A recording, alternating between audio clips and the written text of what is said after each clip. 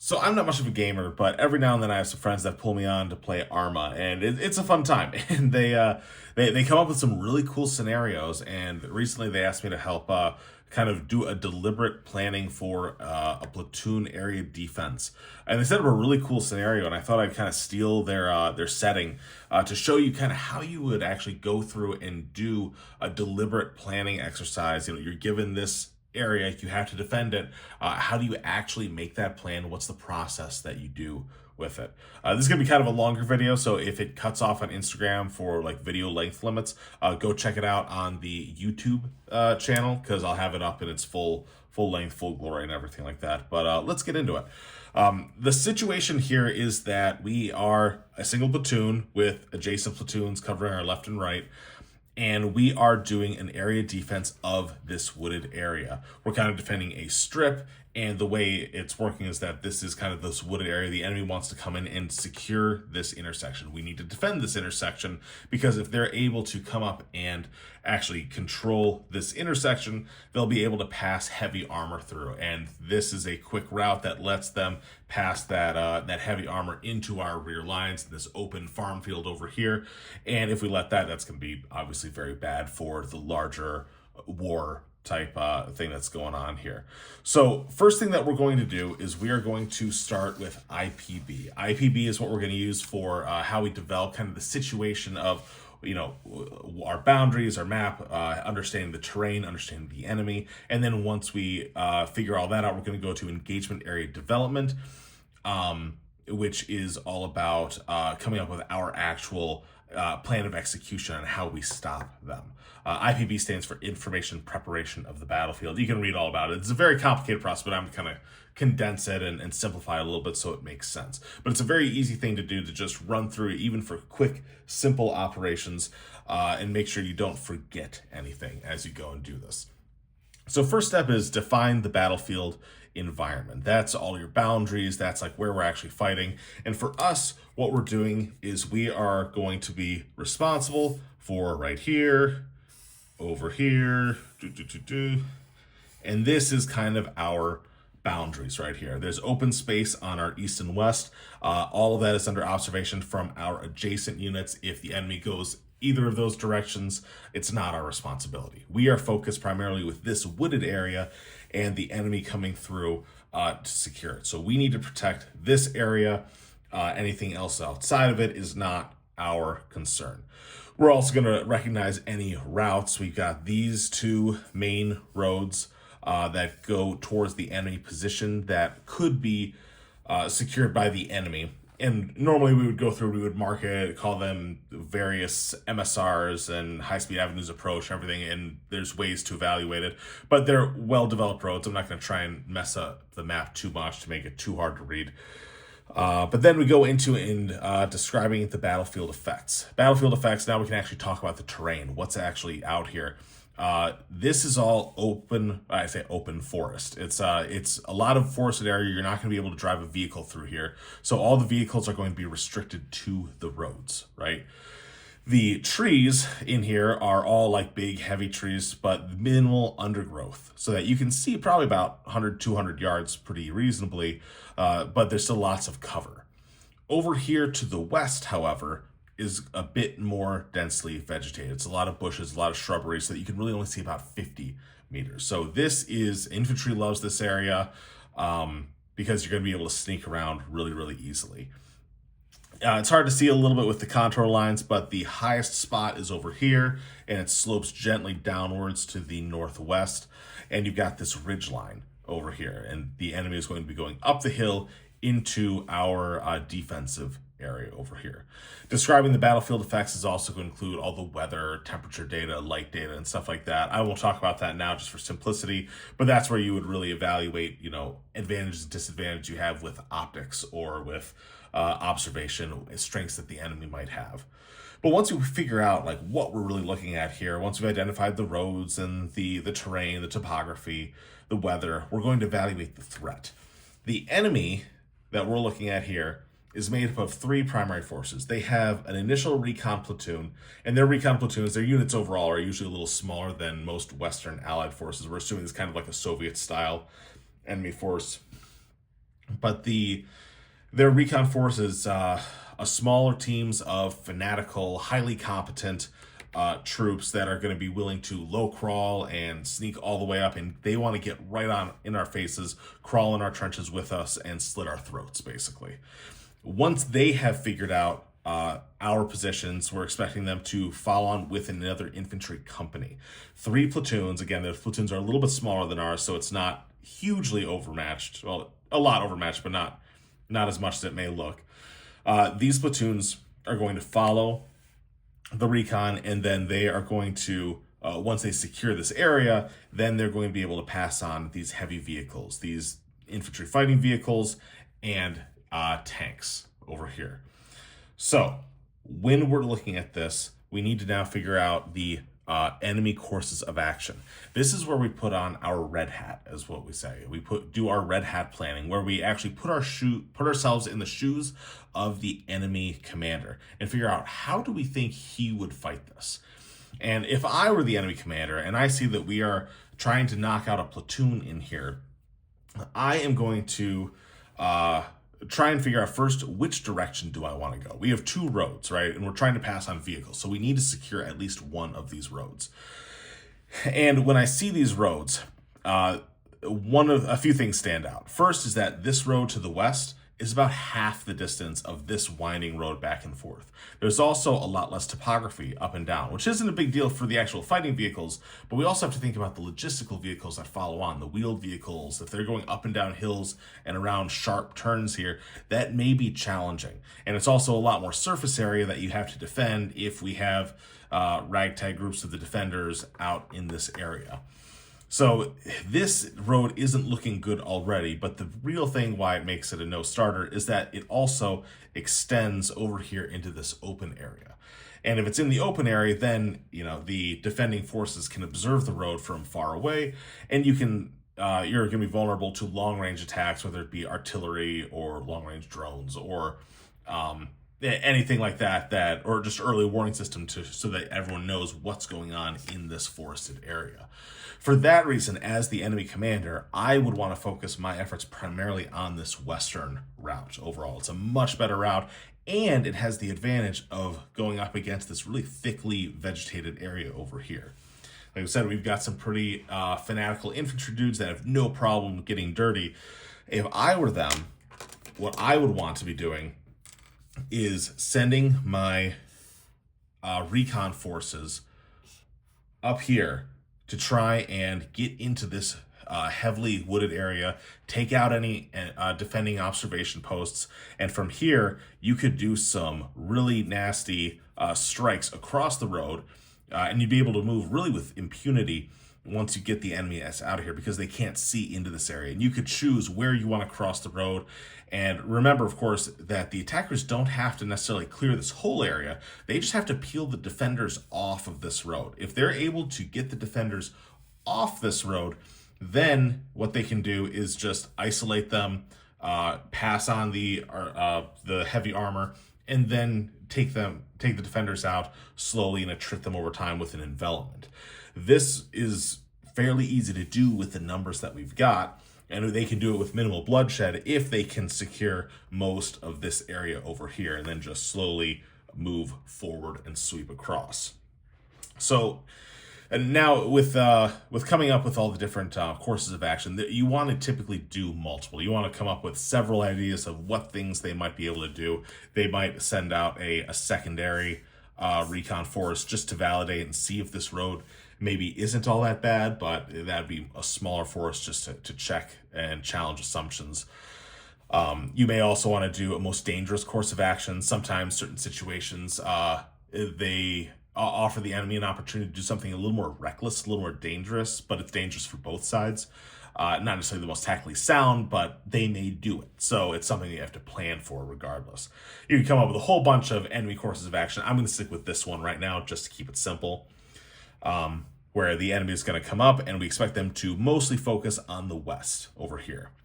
And now that we've done that, we've gone through IPB. That is what we think the situation is. That's what we think the attacker is going to do to us. So now we are going to do our engagement area development. And what do you know? The first two steps of engagement area development is identify the enemy avenues of approach and identify the most likely courses of action.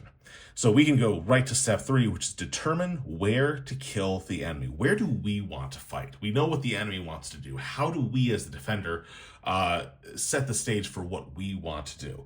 Well, it might be tempting to set up along this high spot on the ridge so that we can just whack them as they come up the really steep terrain.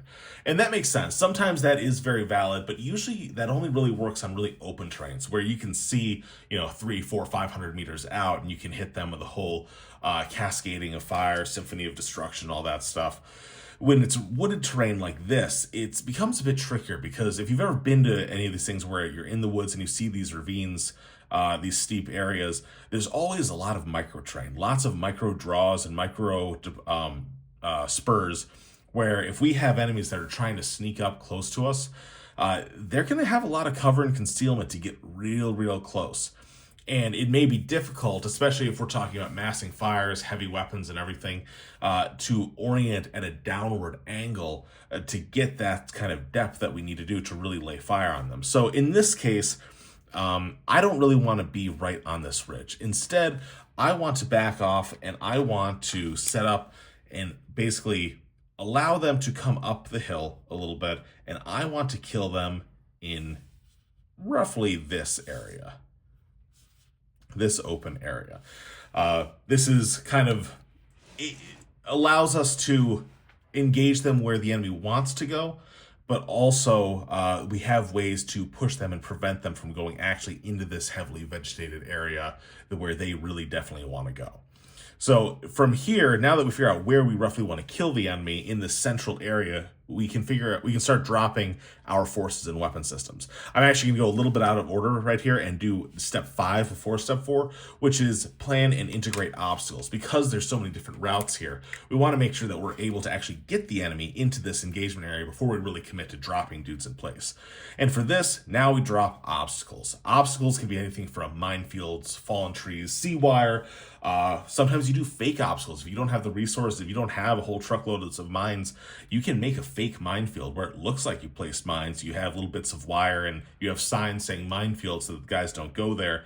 But whatever you do, you want to create these mines with tactical purposes. For example, right here, we know the enemy wants to go over here.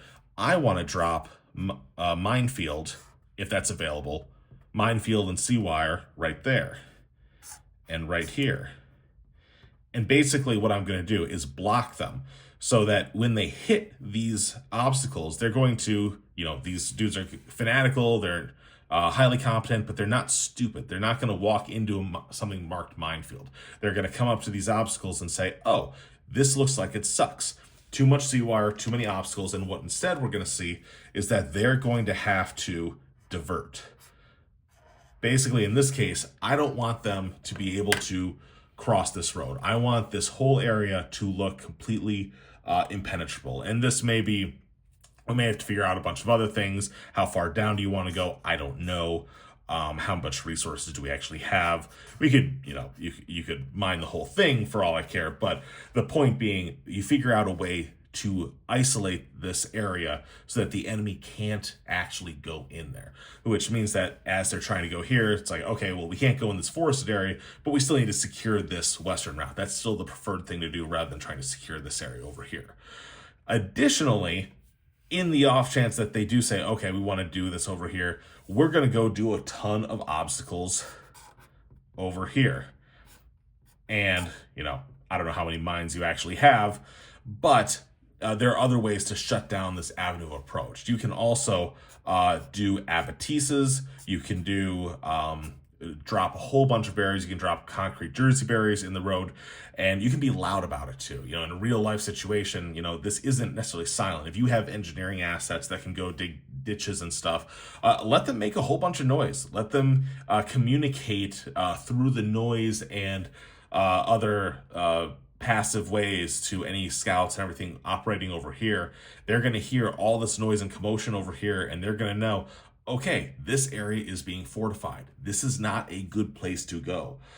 We can put landmines. We can do all sorts of crazy stuff to make it so that this area is not a good route, and to convince them that if they send these guys over here, it's just not going to work. Like it is going to take way too long to clear this route to do what they want to do, and force them to again commit to this area over here. So we're funneling the enemy. We're using our obstacles to bring the enemy in. And now that we're here, we can start dropping our forces. So our battle positions, of course, on the ground, they're going to look in various different ways, but we are going to have battle positions like this. And we're going to have like first, second, third squad, and they're going to be oriented on different areas. They can have their own little micro engagement areas within the broader context. You could also do like one big one here and one big one here, and then third squad is just hanging out in the back as a reserve force. It's good to have reserve force so that they can respond as needed to plug defenses. We can drop our heavy machine gun on the road, oriented down, so that if the enemy comes up or tries to cross the road, they'll be eating 50 cal rounds. And then we have our primary battle positions here. Alternate battle positions, of course, cover the same engagement area from a different direction, so they can probably do that within their battle positions and just make different fighting positions. But then you also need to have your supplementary battle positions. And the supplementary battle positions cover unexpected routes. In case the enemy comes from a radically different direction, you want to make sure that these positions exist so that you have some sort of insurance policy. It doesn't have to be as deliberate as up here, but it's good that, once you have the primary battle positions established, send some guys over to dig some fighting positions in another area so that they can have somewhere if suddenly you realize that the enemy decides to come all the way from the east, you have somewhere to actually defend from. And once this is done, we've integrated our obstacles, we've got our weapon systems. You may also want to, do you want to put a little bit of C-wire around different spots to disrupt the enemy as they move through? You can do stuff like that. Now we can integrate our fires, because remember, we have those medium mortars at our disposal. And now that we have our medium mortars, we can do a lot of cool stuff. Medium mortars do a significant amount of damage, and we can use them in different ways. Naturally, the enemy is going to come up. We can have linear targets. They don't all just have to be area targets, but we can put linear targets right at the top of this ridge. So as the enemy is forming and trying to mass their forces in here, what's going to happen is they're just going to be hit with different mortar fires. We also can put final protective fires, which is just a different type of linear target here, so that if the enemy starts to overrun you, you can call these final protective fires, and the mortars are just going to light it up right in front of your position, which gives you time to either reconsolidate and hammer the enemy back better, or displace back to a subsequent battle position, because that's the last battle position we talk about, right? You have primary, alternate, supplementary over here, and then subsequent, because we don't want to just stop right here. We want this battlefield to have depth. That's one of the characteristics of the defense. So once we've got our primary, like this is our great engagement area, that's how it's all going to work, we're going to do the same thing, and we're going to do it back here. I'll do it now with the two. So we have first squad and second squad, and they have another engagement area right there. We have another supplementary battle position over here. We have third squad again in reserve, and they have more fighting positions, so that after this area starts to get overrun, because again, we're fighting up like a company plus, like there's no way that our platoon is going to be able to stop them in one spot. There's just going to be too many. So we let them mass their forces, we let them push through, we hammer them, we attrit them, and then once they get through and they're able to actually start to overwhelm us, we do these final protective fires, and we have our guys bound back to the next battle positions. And then we do the same exact thing. We can drop in more fires. Maybe we'll just do a few point targets as this area comes to fruition. We may want to integrate some more obstacles just to make sure that they don't decide to do anything sneaky, we can put another minefield there. We can force them to come our way. And then after this, we're going to do it one more time, another subsequent position where we can have a real tough fight. And this is going to be that last spot where the final subsequent position, more pre-plotted artillery. You can do even more obstacles. This is that hard point where we can't let the enemy pass any further. If the enemy overwhelms this point, they have won. Even if we killed 80% of them, if they take this point, they have succeeded and we have failed. So we have to make sure that this point is the strongest and ready to go. This one can be a little bit less developed if we know we're going to abandon it early on in the fight. But you can see how we do this, where we have our initial engagement area, we bring the enemy into the fight, into our engagement area, and then we fall back. We keep them funneled in and we let them keep going. And if they bring vehicles up, we have abilities to engage them on the roads. We have integrated with our fires, we have our obstacles figured out. And then the last step, once this is a great plan, we figured it all out, everyone likes the plan. Now we have to do what's one of the hardest things, is go and actually rehearse it. Nobody likes rehearsing it, but ideally, once everything is built, once everything is stabilized, you've got a few hours, you got a day or two even, you're going to have rehearsals. You're going to make sure that everybody rehearses, goes from point A, goes from the primary position, it goes to the first subsequent position. You rehearse going to the supplementary positions. You rehearse going through the lines. You rehearse, I should have put this earlier, but maybe you have observation posts out here just to make sure that, you get early warning that the enemy's there. You rehearse communicating with them, rehearse getting those guys back into line without shooting them by mistake. Everything has to be rehearsed. You have to rehearse bringing ammo up. You rehearse triage. You rehearse engineering assets. You can do so much stuff to rehearse, but it never stops happening. The defense, one of the big characteristics of the defense is preparation. You have to make sure that everything's prepared. And the longer it goes without the attack, the more likely people are to get complacent, and that's when it's most dangerous, and these fanatical dudes are going to sneak into your trench and slit your throat. But if you follow the process, you can make a really good plan. Like this video is it's at 22 minutes. So I've been talking for a little while, but a platoon leader or a senior NCO can take this process and evaluate a situation, and within 20-30 minutes after locking themselves in a closet, they can come up with a pretty solid plan, get other people's insight, refine it a little bit, and then you can go and execute this. So yeah, I hope this is helpful. Obviously there's a lot that can go into it, a lot of variations, but understanding just the steps of the information preparation of the battlefield along with engagement area development, those are the two steps that are really going to help you create good defensive plans. And if you want to learn more about this, check out on the online shop. We have both digital products. I just uploaded a training binder all about tactics, offense, defense, recon, all that stuff. And then we also have the field cards, the mission planning, which are one of the more popular ones, all about, like we have, this is IPB in more gratuitous detail. And then stuff about the offense, stuff about the defense. Look, there's EA Dev right there. We have the characteristics of the defense. A lot of cool stuff. Go check it out. And yeah, hope to see you in the next one. Thanks.